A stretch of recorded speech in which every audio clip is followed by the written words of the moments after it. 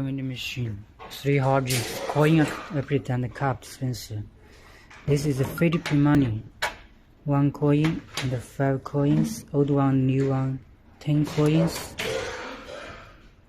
You can tasting the machine.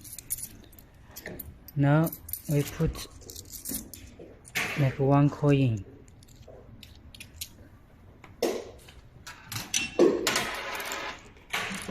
And 5 coins and 10 coin and 10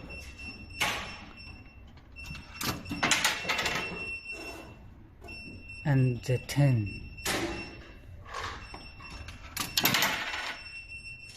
Okay, we can get the drinks.